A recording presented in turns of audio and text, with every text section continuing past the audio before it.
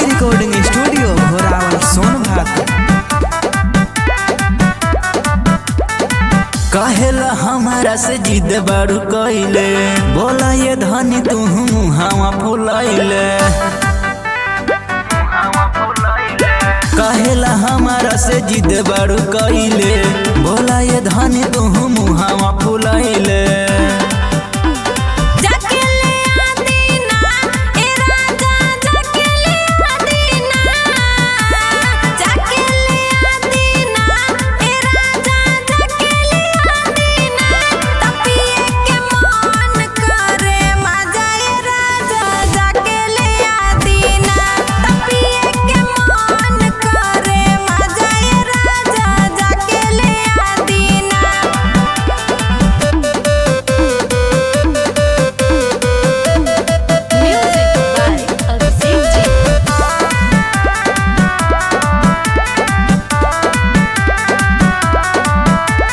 तनी बरदासी करा एह दिल जनिया, देत बानी पील हई नींबू वाला पनिया। ठोपे ठोपे चलिया से चुआता पसीना, गरमी बेसरमी बा भीज जाता सीना।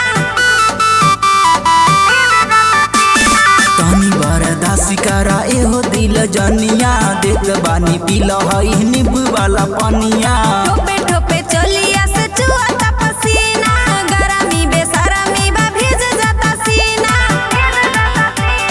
जल्दी ले आती ना ए राजा, जल्दी ले आती ना। तजाई बजारे दीही ना सजाए राजा, जाके ले आती ना। तपिए के मन करे मजाए राजा, जाके ले आती ना।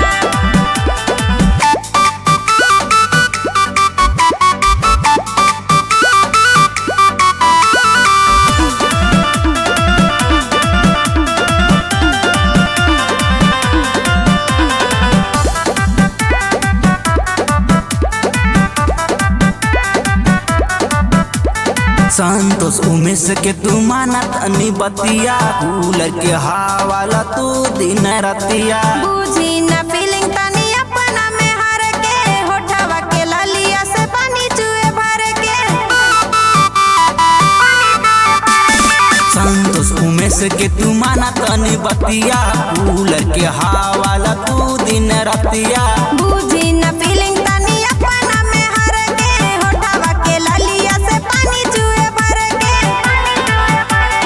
हमके पिया दीना ए राजा, जल्दी ले आती ना।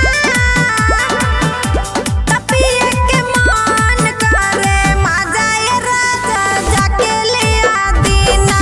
तपिए के मन करे मजाए राजा, जाके ले आती ना।